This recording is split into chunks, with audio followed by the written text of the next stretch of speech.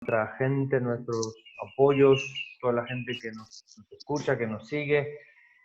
Es un placer muy grande. Vamos a hablar sobre un tema, digo yo, que atraviesa la vida en esta crisis y en todas las crisis, ¿no? En la particularidad de este momento en el cual estamos y en relación a lo que vivimos, a lo que nos enferma, a lo que nos sana. El estrés está asociado a la mayor cantidad de enfermedades más frecuentes que tenemos hoy día. Por eso es urgente, es prioritario conocer el estrés, tratar el estrés, abordar el estrés, reducir el estrés, si pretendemos estar más sanos, si pretendemos una sociedad más sana, ¿sí? Porque tiene muchas implicaciones y vamos a tratar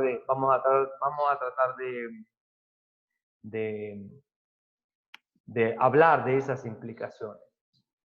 En particular en esta crisis, pero en general, ¿no?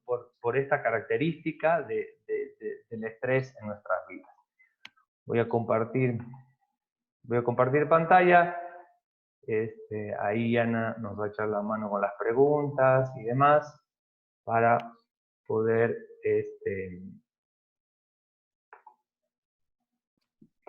ir satisfaciendo también las necesidades que vayan surgiendo, las preguntas, las dudas que vayan surgiendo con la exposición. El estrés, la química del miedo y la guerra, el desgaste y la enfermedad, y lo pongo así porque como acabo de decir, el estrés, así como es un mecanismo biológico de sobrevivencia, el estrés es una palabra chiquita para un montón de cosas.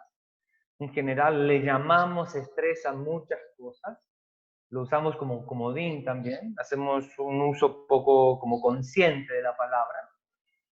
Y es importante especificar, desglosarlo, entenderlo, ¿sí?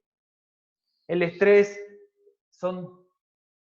desde el punto de vista de esta charla, son todos los mecanismos que se desencadenan en el cuerpo, biológicos, hormonales, psicológicos, inmunológicos, metabólicos, todos los mecanismos biológicos que son regulados en el cuerpo frente al peligro, ¿sí?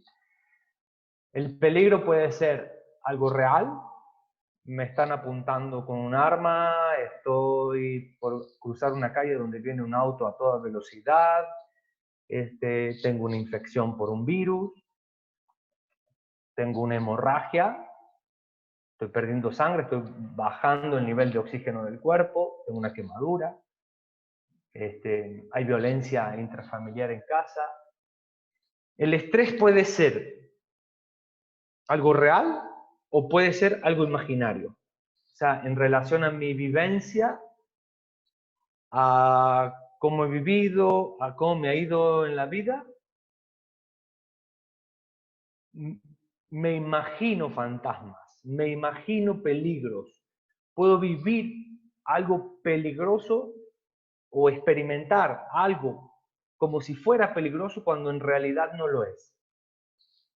Por ejemplo, generé una fobia a las arañas y me dan miedo arañas que son inofensivas.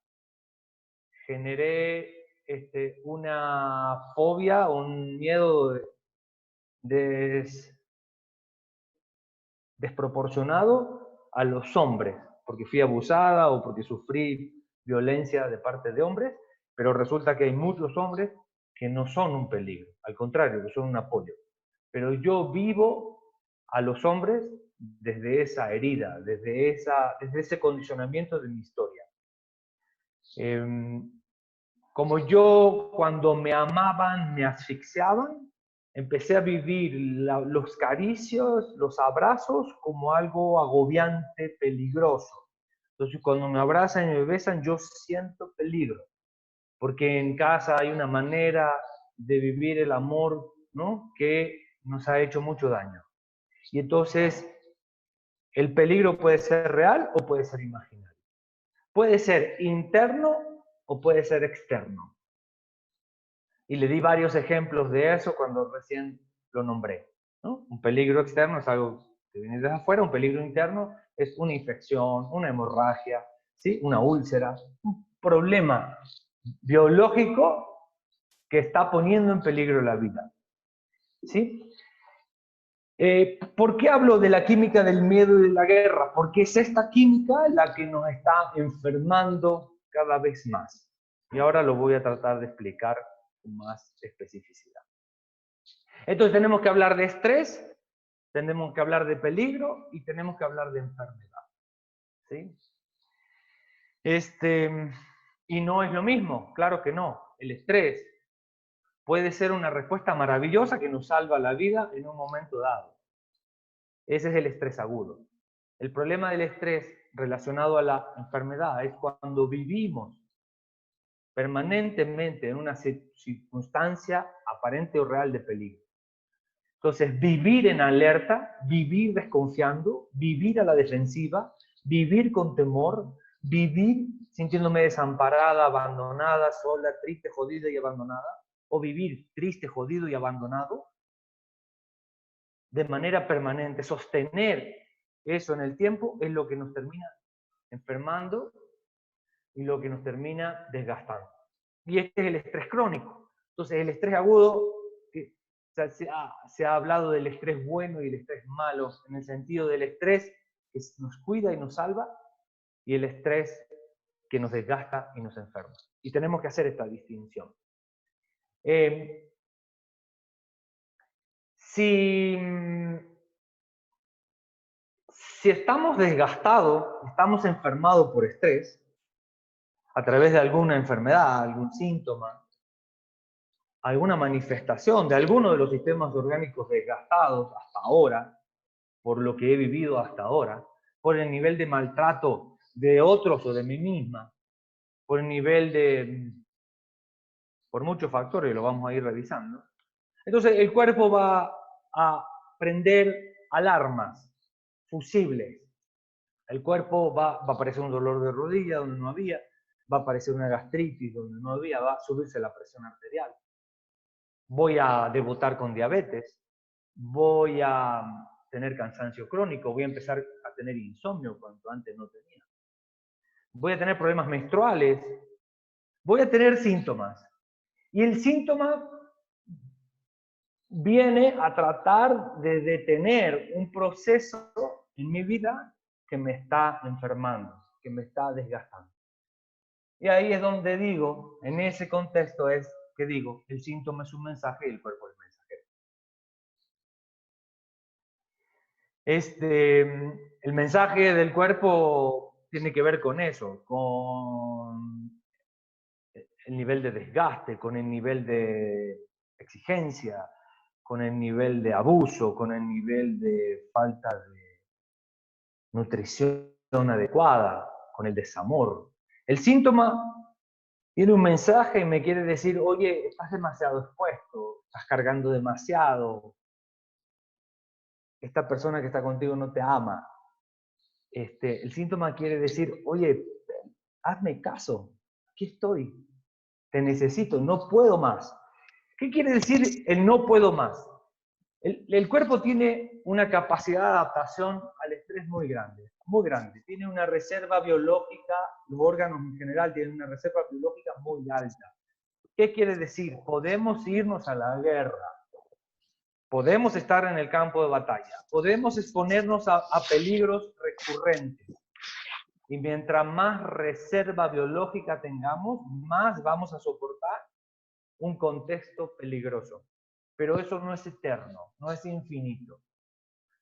Nuestra reserva biológica se acaba. Nuestra capacidad de adaptación encuentra su límite. Y cuando nuestra capacidad de adaptación o nuestra reserva biológica encuentra su límite, aparece el síntoma. Diciendo, hey, espérate, te estás pasando. Hey, esto fue excesivo. Hey, aprende a cuidarte. Hey, no aceptes todo. Hey, no puedes ocuparte de todo menos de ti, etcétera, etcétera, etcétera. ¿sí?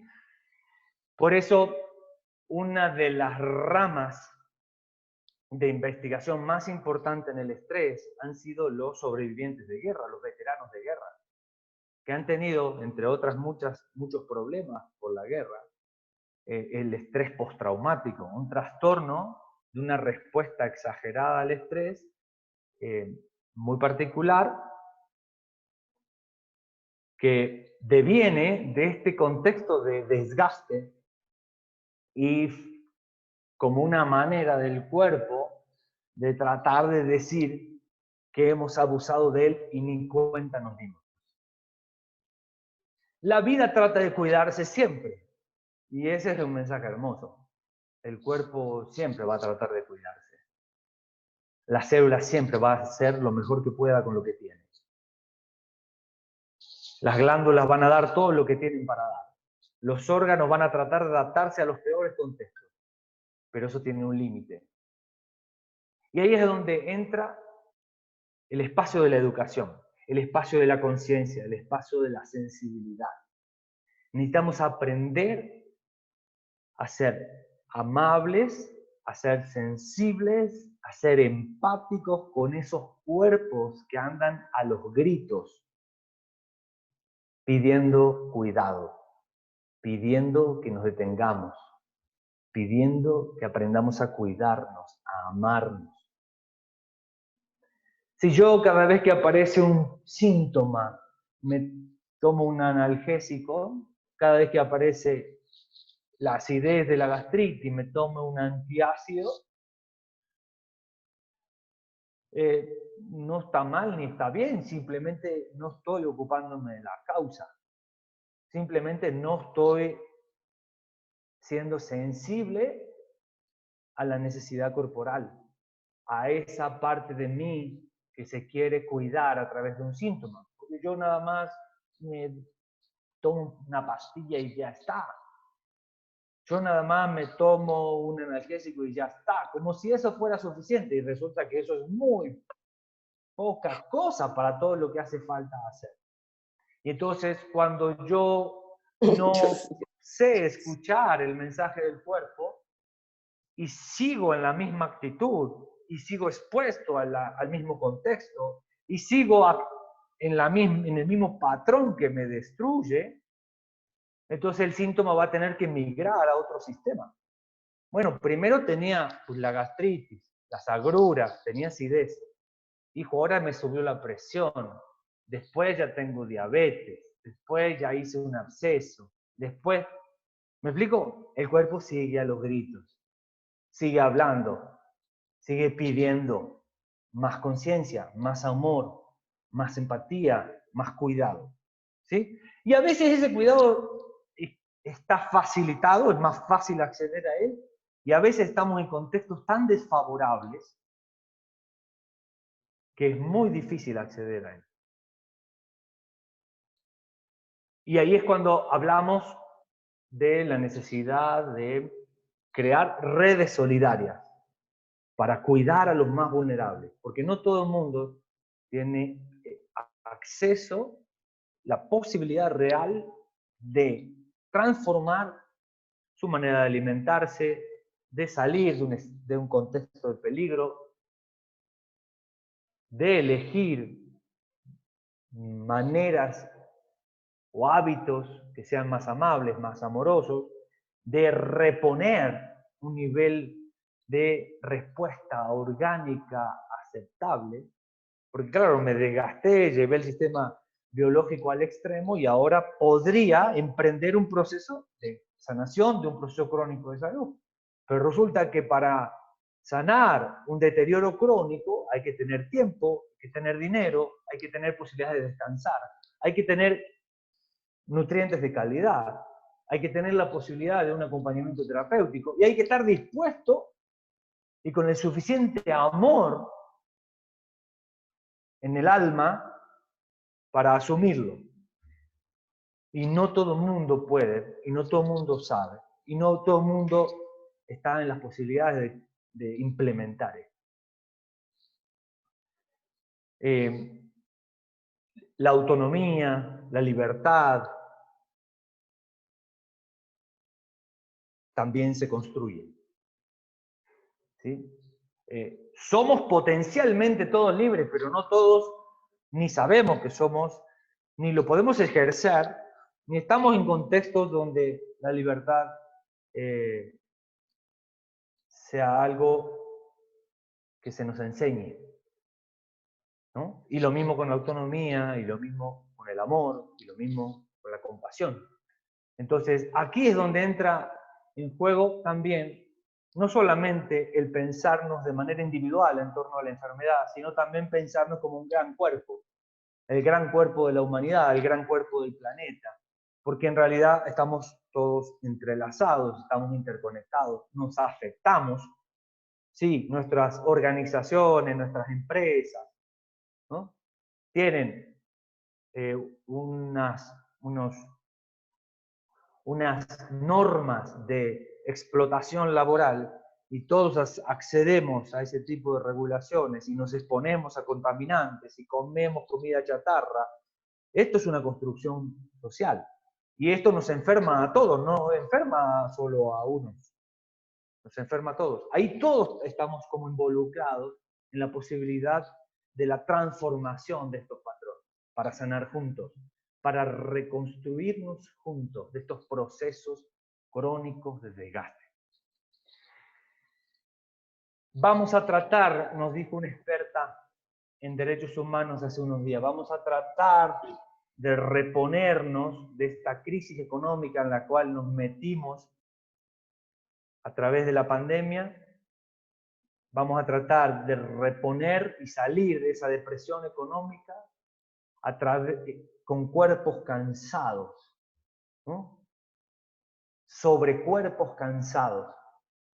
Entonces, es muy diferente la posibilidad que tiene alguien que tiene su vitalidad íntegra, que come bien, que duerme bien, de reponer un proceso, de afrontar una crisis, a alguien que está agotado, ya desgastado, ya enfermo, ya intoxicado, ya deteriorado.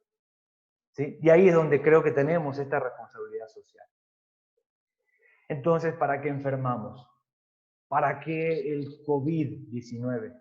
¿Para qué la diabetes? ¿Para qué la enfermedad? ¿Para qué la hipertensión? ¿Para qué el cáncer? ¿Para qué?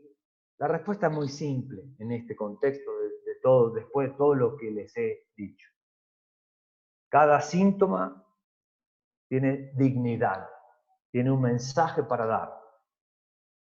Cada síntoma viene con sabiduría y se presenta en la vida para ser escuchado. Y a veces lo podremos escuchar, otras veces no. A veces vamos a querer escucharlo, otras veces no. ¿Sí? Pero enfermamos para detener procesos destructivos. Enfermamos para imponer procesos amorosos. ¿Qué es lo que va a intentar hacer la célula? La célula va a tratar de cuidar la vida, ¿sí? Con lo que tiene, con lo que puede.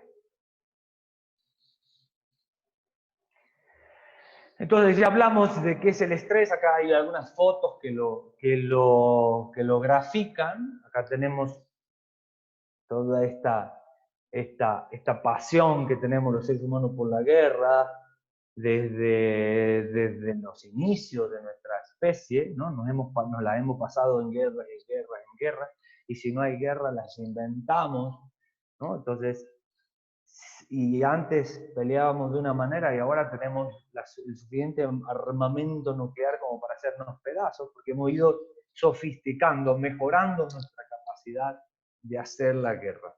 Y eso tiene implicaciones nefastas, ¿no? La química de la guerra, la química del desgaste, la química del miedo, a largo plazo, como una manera de vivir, nos lleva a la enfermedad, al deterioro. ¿Sí? Creo que hablé bastante de qué es el estrés. Si queda alguna duda por ahí, la vamos a ir resolviendo poco a poco.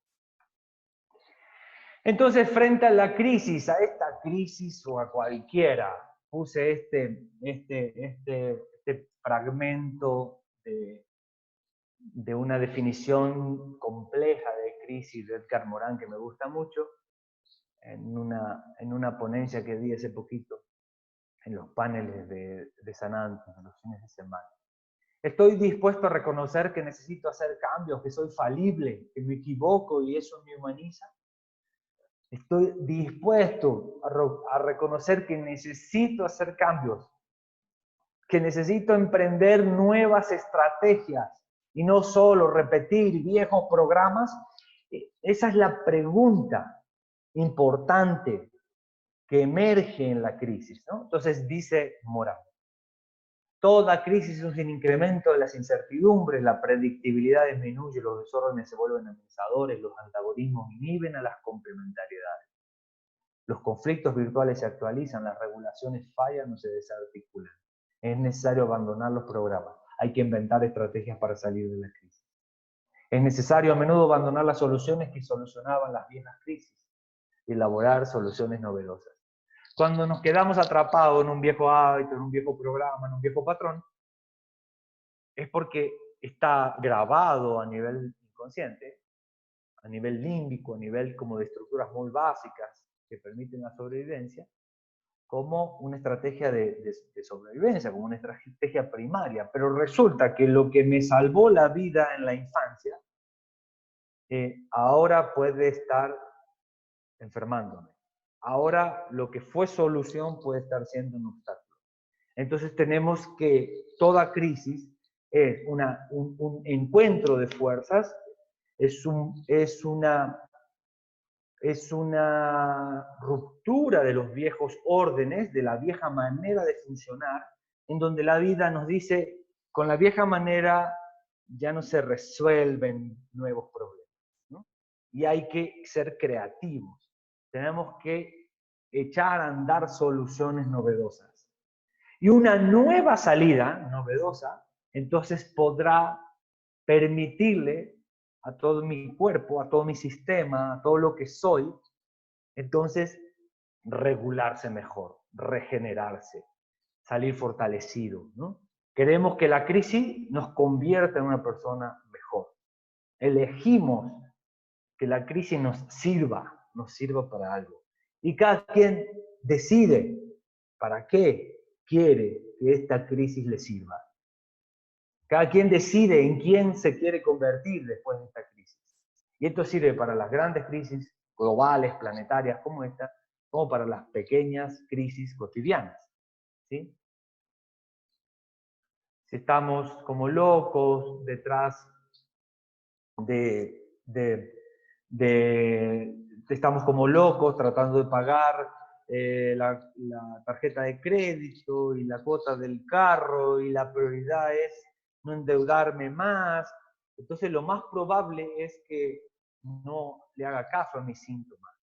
Lo más probable es que siga repitiendo un patrón que me sigue metiendo en el mismo problema.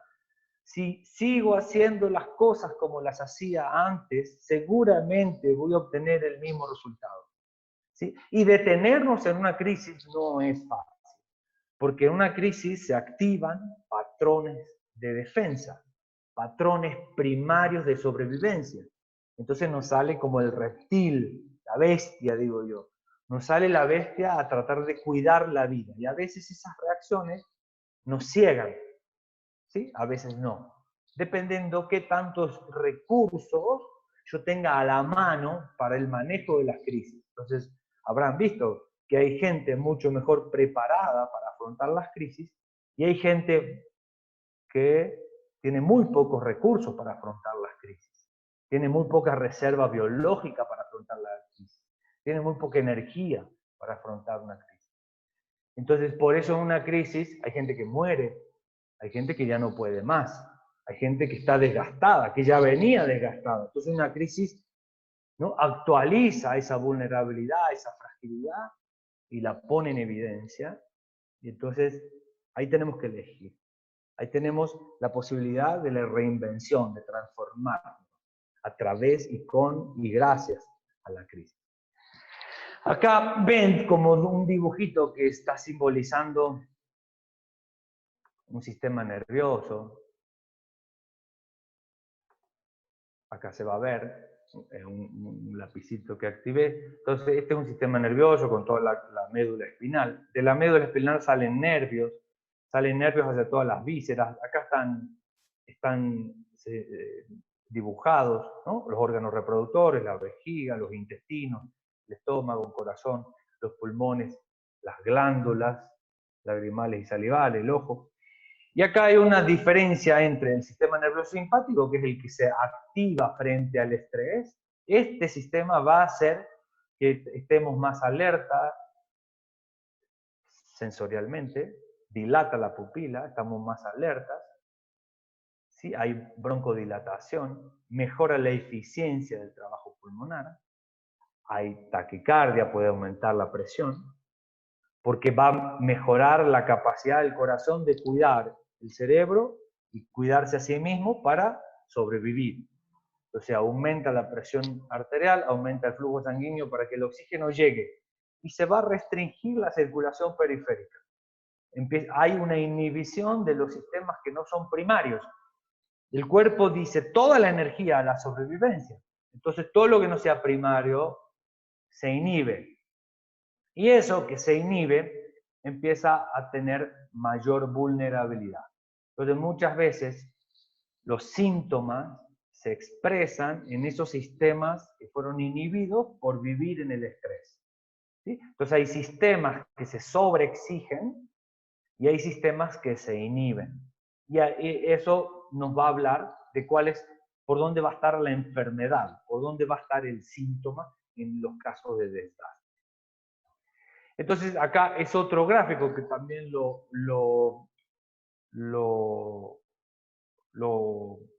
simplifica un poco. Tenemos el medio ambiente y los órganos sensoriales que le dan información al cerebro, primero a través de la corteza, sistema límbico, hipotálamo. Esto se está metiendo en las profundidades a nivel cerebral. Y una reacción rápida al estrés que depende del sistema nervioso autónomo, simpático y parasimpático. Entonces se activa la actividad simpática y se inhibe la parasimpática para hacer frente al estrés. La reacción rápida en respuesta al estrés, el estrés agudo. Si el estrés se mantiene, si el peligro se mantiene, si la alerta se mantiene, porque estoy solo, triste, jodido, solo cuento conmigo, hay que estar a la expectativa, hay que controlar esto, hay que defenderse, hay que pegar, hay que escupir, hay que huir. Lo que haya que hacer en relación a los recursos de cada uno, entonces entran a funcionar más en la fase de resistencia al estrés agudo el sistema neuroendocrino, las hormonas, ¿sí? Aquí es cuando podemos empezar a desgastar la tiroides, el páncreas, las suprarrenales, ¿sí? Y la disminución de las reacciones, que está muy vinculado a los estímulos viscerales, está a cargo del sistema inmunológico, ¿sí? Entonces tenemos también enfermedades endócrinas por estrés crónico y inmunológicas por estrés crónico, ¿sí? Esta primera fase y las fases de resistencia, esto se puede regular perfectamente mientras el cuerpo tenga reserva biológica, mientras esté dentro del rango vital. Vamos a hablar un poquito de eso. Y aquí esto es otro gráfico, que esto es la parte más cerebral. Acá hay una parte que es cerebral endocrina, se llama adenohipófisis, y acá están las glándulas suprarrenales, unas glándulas que están arriba de los riñones. Este eje, hipotálamo, hipófisis, suprarrenal, es un eje muy importante para todo lo que tiene que ver con la respuesta al estrés, ¿sí? Y la relación del sistema nervioso, de la psique, de las emociones, con las hormonas y con la respuesta rápida que tiene que ver con la adrenalina, el cortisol, los sistemas inmunológicos y otros, ¿sí?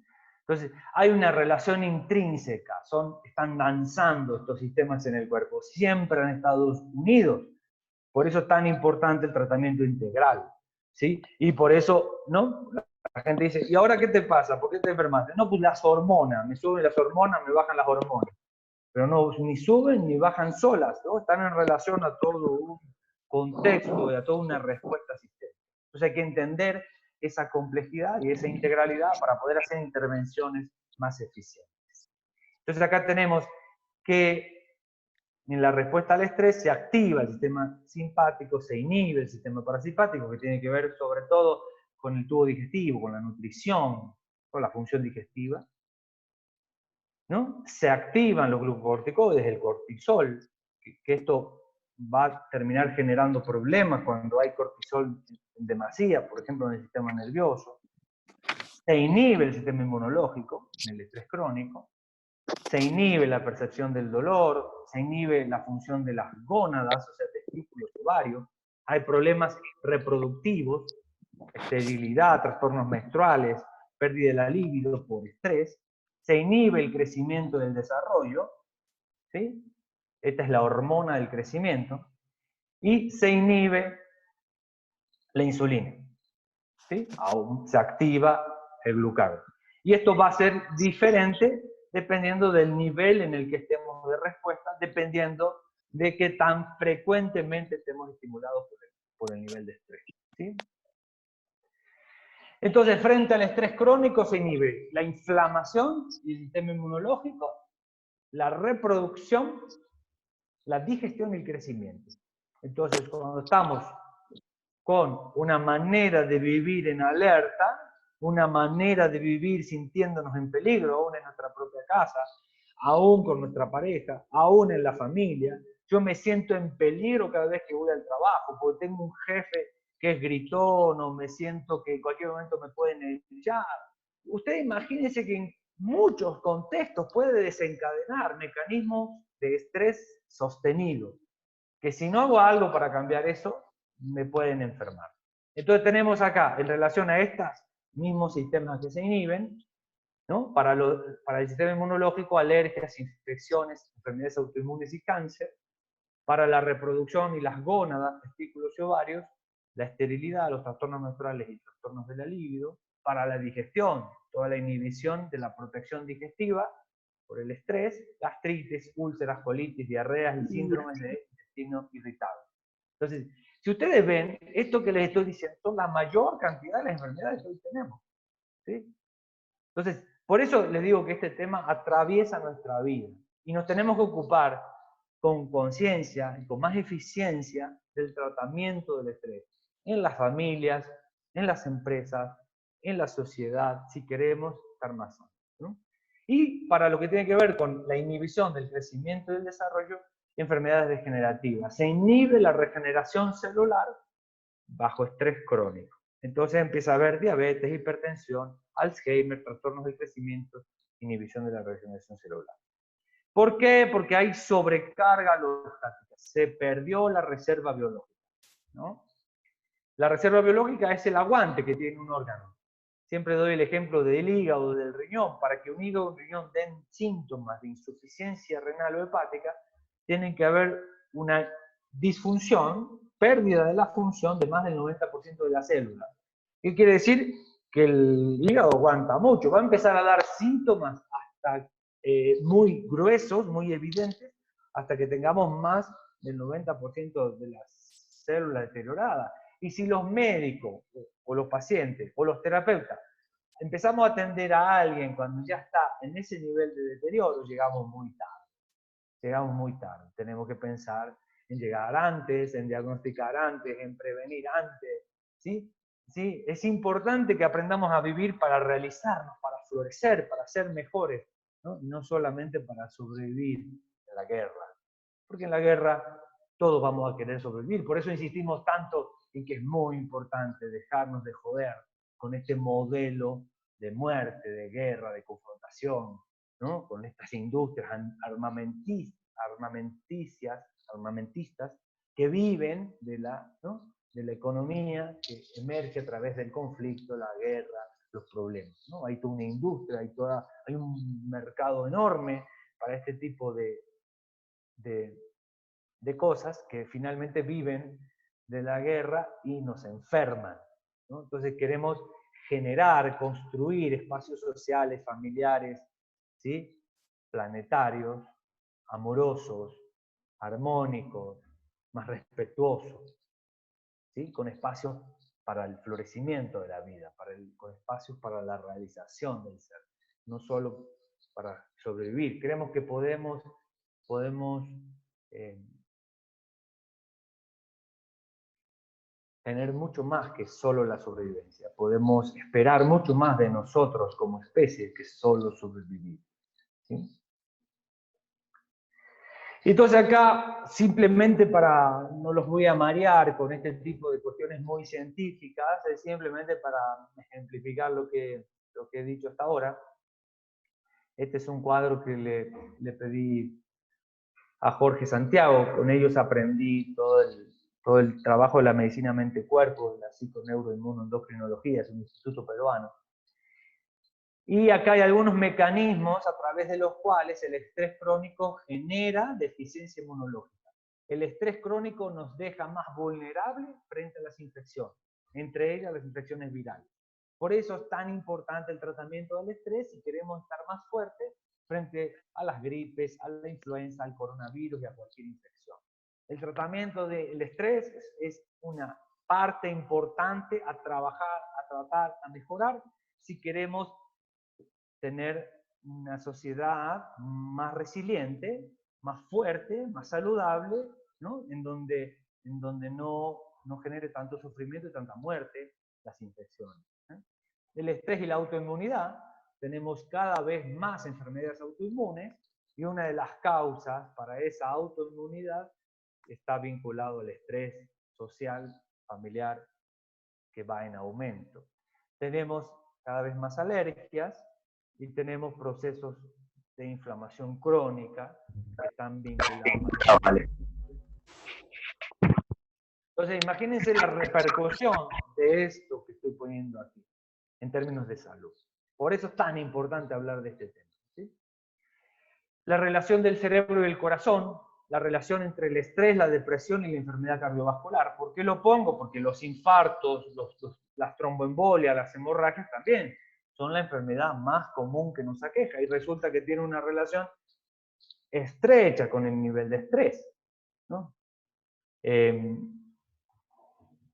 Tenemos que abordar el estrés para mejorar la respuesta funcional a la hipertensión arterial, a la enfermedad del corazón, a la aterosclerosis, ¿sí? A las insuficiencias cardiovasculares, etc.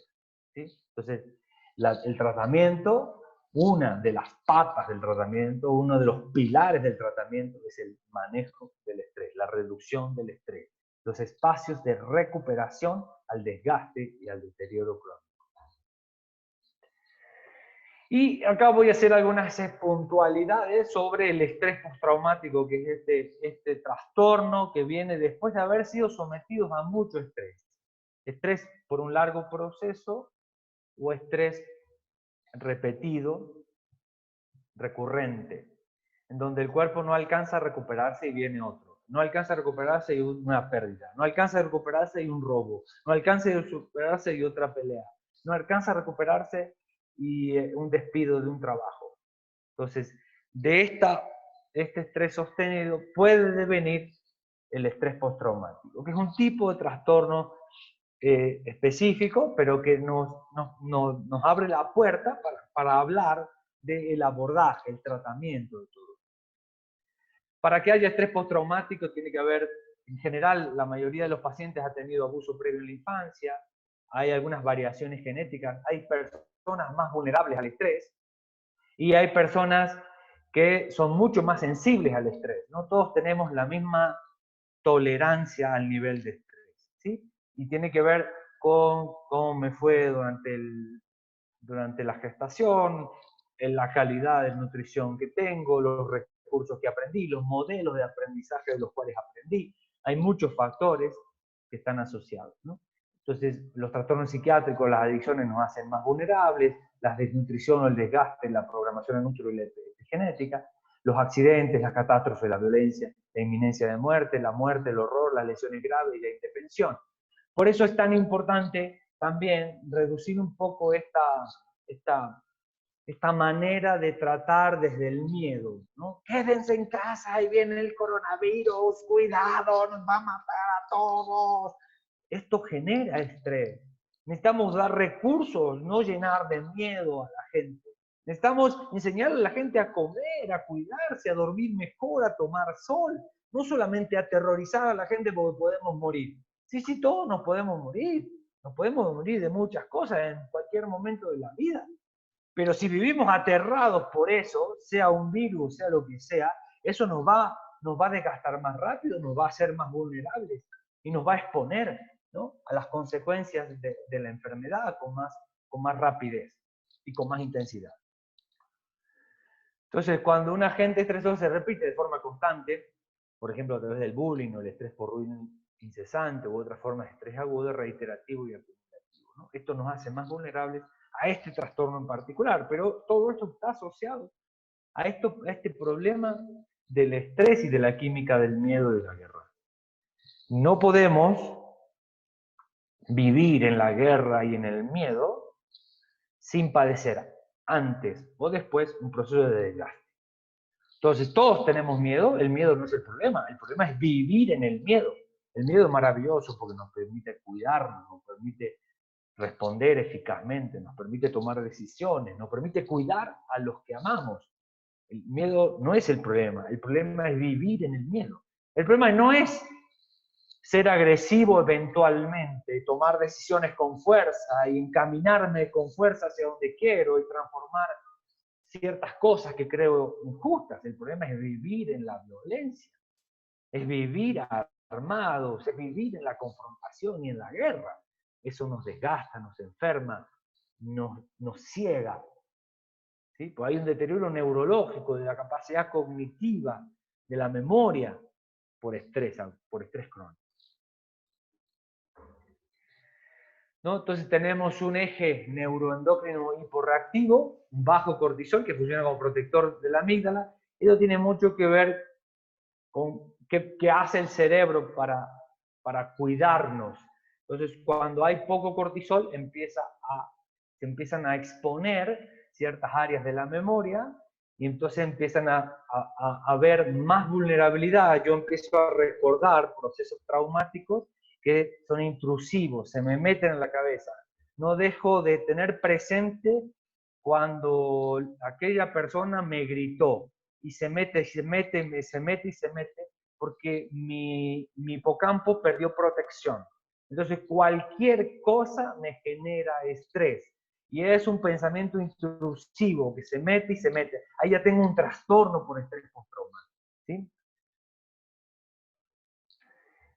Y obviamente también está en la base de esta vulnerabilidad el pobre desempeño energético y antiinflamatorio, ¿no? Una dieta chatarra, con mucha comida, ¿sí?, refinada, con un nivel de inflamación muy alto, va a hacer que el cerebro responda ineficientemente frente al estrés.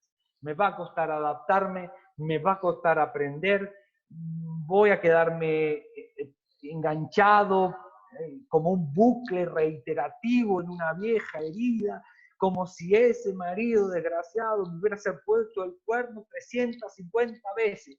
Pero oye, no fueron 350 veces, fue una sola. Sí, pero lo reviví y lo reviví y lo reviví y lo reviví. Y cada vez que yo lo revivía, sin recursos, sin nutrición, sin encuadre, entonces me afectaba y me afectaba y me afectaba, porque para el cerebro es parecido vivir algo o imaginar. A veces nos enferma más el estar en estos bucles mentales reiterativos, ¿sí? Nos envenena y terminamos desgastados por el bucle y no tanto por el trauma original. ¿Sí? Entonces hay una hiperexcitación persistente, recuerdos intrusivos y constantes sobre el trauma, tiendo a la evitación y a la insensibilidad, ¿no? Mucha gente que tiene estrés postraumático no siente nada, está congelado. ¿Me explico? Refiere que no sintió nada. ¿Qué pasó? ¿De qué? Estoy freezing, estoy congelado. ¿Sí? Y eso es una respuesta, un mecanismo de defensa. En realidad el nivel de estrés es altísimo. Entonces, el cerebro, para cuidar la psique, nos mete en esa respuesta automática, reactiva, de parálisis. ¿Sí? Obviamente hay un condicionamiento por miedo. Cualquier estímulo neutro puede ser ligado de manera inconsciente a los que son naturalmente aversivos. Yo empiezo a percibir como peligrosas cosas que no son peligrosas.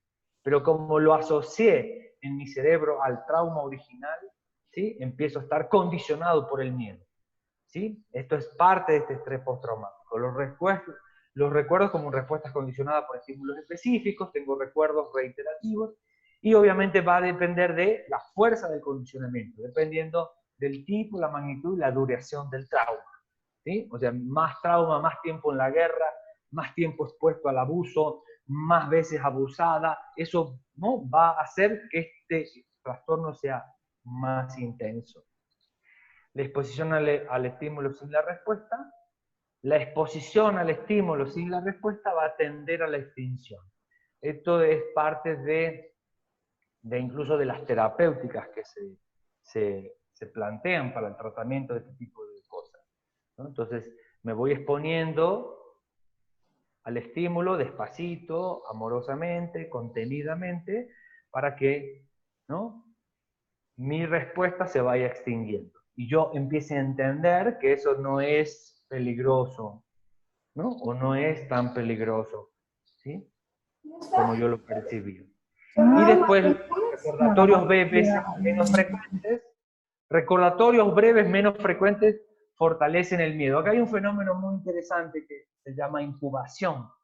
Cuando yo evado por miedo, evito por miedo, me alejo por miedo, dejo de hacer por miedo, no postergo por miedo, termino incubando el miedo, le termino dando fuerza. Entonces, no manejo porque me da miedo, porque un familiar mío chocó en el carro y entonces cada vez que tengo que subir a un carro lo evito y no quiero manejar y lo postergo y lo dejo de hacer. Cada vez que evito por miedo, activo esa química a nivel cerebral. Entonces, la evitación y la postergación por miedo terminan dándole más fuerza al miedo. Y este es un mecanismo que está mediado por la noradrenalina, por el efecto de la noradrenalina. Entonces, evito una crisis de ansiedad, de pánico, ¿sí? O una crisis de gastritis, una crisis de parálisis o de algo, ¿no? Evito, estoy incubando, otra crisis, ¿sí? Y esto es muy importante en términos terapéuticos para entender cómo se va gestionando, cómo se va fortaleciendo la conducta de condicionamiento por el miedo, ¿sí? Y como digo, si vivo condicionado por el miedo, voy a terminar desgastado y enfermo, ¿sí? Entonces, ¿qué hacer? ¿Qué hacer? Acá voy a dar ejemplos generales y otras cosas más específicas, pero el qué hacer es fundamental para evitar que estos procesos se hagan largos, se hagan crónicos, se hagan interminables, se conviertan en enfermedades crónicas. Porque si yo tengo una respuesta de condicionamiento por el miedo, obsesiva, neurótica, de evitación, también esa conducta la voy a heredar. Mi hijo está aprendiendo de mí. Eso también se hereda y se reproduce. Entonces, si yo aprendí a lidiar con eso, si yo sané un condicionamiento por miedo, una herida que me marcó, si yo aprendí a cuidarme, a comer mejor, si yo aprendí a tener más recursos, si respondí de una manera más eficiente, si encontré una estrategia que me sacara de un proceso de vulnerabilidad, eso también lo aprende mi hijo. Entonces mi hijo va a aprender a ser resiliente, porque él ve en mamá a una persona resiliente. Entonces, como ven, todo es una cadenita, todo es un entramado. Podemos reproducir un patrón que nos enferma y heredarlo, compartirlo, o podemos reproducir, heredar y compartir estrategias que nos sanan, que nos permiten florecer, que nos convierten en personas más realizadas, más plenas, más libres, ¿sí? Y ahí es donde entra la importancia de la salud como camino y de las prácticas saludables, ¿no? Entonces ahí pongo alimentación ligera, fresca, crudo, comer para vivir y no vivir para comer. El ejercicio físico, movimiento, flexibilidad y fuerza. Acá es un ejercicio equilibrado, consciente, sensible. ¿Por qué? Porque el ejercicio extremo también estresa, ¿no? los deportistas de alto rendimiento en general terminan con muchas enfermedades crónicas. ¿No? Los deportistas que se han exigido extremadamente terminan con infartos, con artrosis, con Alzheimer, terminan muy enfermos, ¿no? Pero los pacientes que no hacen ejercicio, los sedentarios, también terminan enfermos. Entonces el ejercicio saludable tendría que ser moderado, ¿sí? Danza y expresión corporal como una forma de la expresión emocional, como una forma del encuentro con mi potencialidad, con el despertar, con el gozo, con el placer. El placer también es una medicina para el estrés. La alegría también es una medicina para el estrés. La comunicación también es una medicina para el estrés. ¿Sí? Entonces tenemos que hacer esta diferenciación entre lo que nos enferma y lo que nos sana. Respiración y meditación, balance entre el trabajo y el ocio, porque alguien que se la vive en el ocio también se enferma. ¿Sí? Trabajar dignifica, y trabajar es importante, pero trabajar equilibradamente y trabajar de una manera así, para realizarme, no para hacerme pedazos, ¿no? Respiración, meditación, canto, comunicación, afectos y contención, sexualidad, amor, canalización de mi potencial creativo, sentido y propósito de vida, propósito en lo que hago, sentirme satisfecho con mi vida. Esto también sana el estrés. No solamente lo que hago, sino sentirme satisfecho. No solamente las batallas que tengo en la vida cotidiana, sino sentir que como yo las afronto, me realizo, me sirve, me siento asertivo. La asertividad nos ayuda a sanar. La satisfacción nos ayuda a recuperar el estado basal. ¿Sí? Si yo vivo en la frustración permanente, solo eso, vivir en la frustración permanente, es un factor que nos estresa y nos desgasta de manera crónica. ¿Sí? Por eso muchos plantean, no, pues hay que trabajar. No, la solución es trabajar. Pues hay mucha gente que trabaja a lo burro, trabaja a lo bestia y que se enferma mucho. La solución no es trabajar, es trabajar de una manera amorosa, consciente, eficiente, asertiva, reflexiva. ¿Me explico? Hay mucho, porque el trabajo también nos puede hacer pedazos. Hidratación y sol, caminar descalzo y contacto con la naturaleza, fluidez y aceptación, dirección, fuerza, integridad, intuición y ternura. Y acá voy integrando, si ven, aspectos femeninos, masculinos, cosas que tienen que ver con el arte, con la presencia en el cuerpo, con el ejercicio y la conciencia corporal, etc. ¿Sí? Voy a meterme a hablar un poquito más a profundidad en algunos de ellos. Pero cada uno de estos puntos se podría trabajar y se podría extender. ¿Sí? Porque sí creo que todos estos, y seguramente más, nos pueden sanar.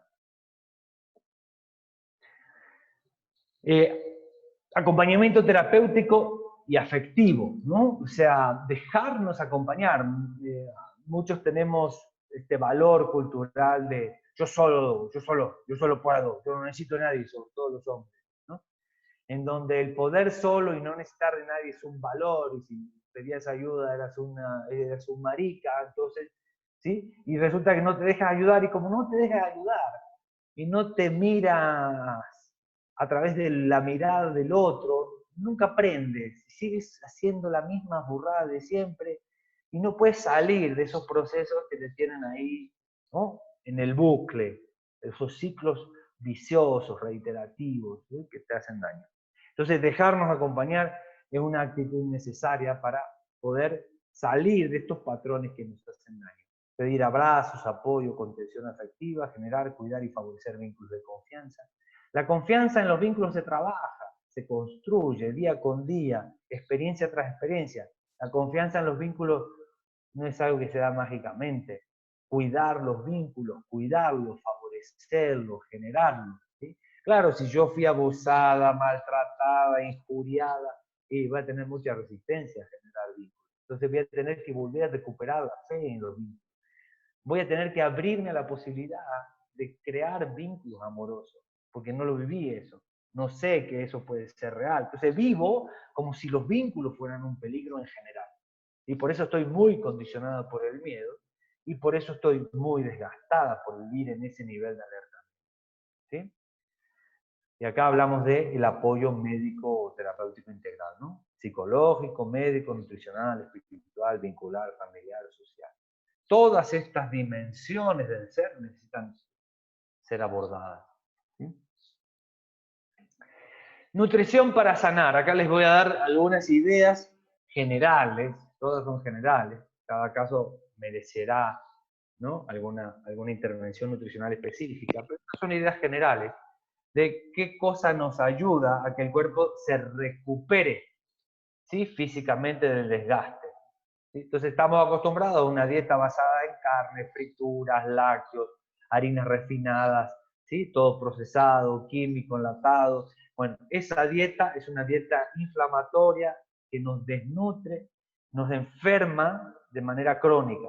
Entonces tenemos que, cuando queremos detener un proceso de desgaste y enfermedad por estrés, tenemos que comer mejor. Nuestros alimentos tienen que ser frescos, de estación, una alimentación ligera, de alta concentración, de alta calidad de nutrientes, cantidad y calidad de nutrientes, no cantidad de comidas, ¿sí? Entonces, verduras y frutas, porque las verduras y frutas están llenas de un montón de nutrientes que necesitamos para la regeneración celular, para la generación de anticuerpos, ¿sí?, para desinflamarnos, como antioxidantes para hacerle frente a los procesos de desgaste cotidiano. Los granos enteros, ¿no? El problema de los granos refinados es que tienen mucho menos nutrientes, están mucho menos equilibrados y nos desnutren porque utilizan los nutrientes del cuerpo para metabolizar, ¿no? Entonces terminamos, aunque gordos, terminamos desnutridos, porque nos faltan micronutrientes esenciales para el metabolismo del azúcar y para la generación de energía. Entonces granos enteros, semillas, ¿sí? Por ejemplo, la nuez de Castilla, la chía y la linaza tienen concentraciones de omega 3 muy altas, son las semillas que más omega 3 tienen. La pepita de calabaza tiene mucho zinc, ¿sí? El ajonjolí tiene mucho calcio, que es el sésamo para los argentinos, etcétera, ¿sí? En las semillas está la grasa de origen vegetal, ¿no?, que tiene también muchos nutrientes. Las leguminosas, ¿no?, el frijol, la lenteja, los porotos, las habas, los chícharos, ¿sí? Y en general es una proteína que tiene baja carga tóxica. La proteína animal tiene una alta carga tóxica porque los mamíferos guardamos 15 veces más toxinas que los vegetales. Entonces, comer proteína y grasa animal también nos hace más, nos expone más a la carga tóxica de esos mamíferos que estamos ingiriendo. Entonces, para reducir el nivel de toxicidad, permitir al cuerpo desinflamarse y desintoxicarse para que haya regeneración, nos mete más en una dieta más vegetariana, más vegana, ¿sí?, para darle al cuerpo una mayor facilidad en la digestión con menos toxicidad y más capacidad de desinflamar y de regenerar.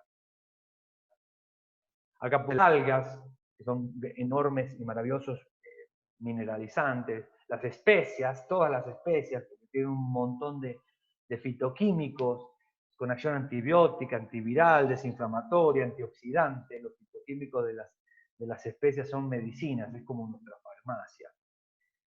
farmacia en casa, en la cocina. Los fermentos, ¿sí?, por toda la acción reguladora y desinflamatoria a través de la flora bacteriana del intestino, que tiene tantas funciones maravillosas también. Si vamos a elegir carne, que sea pescado, tienen mucho omega 3 y que tienen acción desinflamatoria, y hay que buscar pescado ahora que no tengan mercurio, que no tengan metales pesados, y de preferencia que sean salvajes, porque también ya tenemos mucha contaminación en la carne de cría. Y si vamos a comer huevo, que también es otra proteína animal amigable, que sea huevo orgánico de preferencia, ¿no? Y el yogur, porque es un fermento, estamos ahí, está fermentada, entonces nos da otros nutrientes y ahí tiene una asimilación más facilitada. Entonces esta sería una nutrición para sanar. Cada caso tendrá sus especificaciones, pero estoy hablando de cosas generales, ¿sí? Hablaba del ejercicio y la meditación para sanar, el ejercicio aeróbico, regular, paulatino, sentido y consciente, un ejercicio amigable, paulatino, ¿no? Fuerza y flexibilidad. Están en el cuerpo, no hacer ejercicio de manera ahí, ¿no? Compulsiva, para sacar nalga y para aparentar y para... Sí, el ejercicio se puede hacer de una manera amigable, amorosa para sanar, o podemos enfermar haciendo ejercicio, ¿sí? Yoga, conciencia corporal, a través de muchísimas técnicas de danza, de body mind, de danza libre, de muchas maneras para aterrizar el cuerpo, habitar el cuerpo, sentir el cuerpo, ¿no? Usar el cuerpo como un ancla al presente, ¿sí? Que nos hace más sensibles, más empáticos, más compasivos. Nadie puede ser sensible, empático y compasivo si está desconectado, si la atención la tiene puesta afuera, ¿sí? Entonces tenemos que volver la atención para poder amar. Nadie puede cuidar algo que no ama. Entonces, ¿cómo hago para amar mi cuerpo? ¿Sí? Y relajación facilitada por la música, visualización, cantar, bailar, prácticas saludables para regenerarnos, ¿sí? Les hablé en el otro del sueño y del sol, la importancia de que el sueño sea reparador para la regeneración celular, para la regulación del estrés.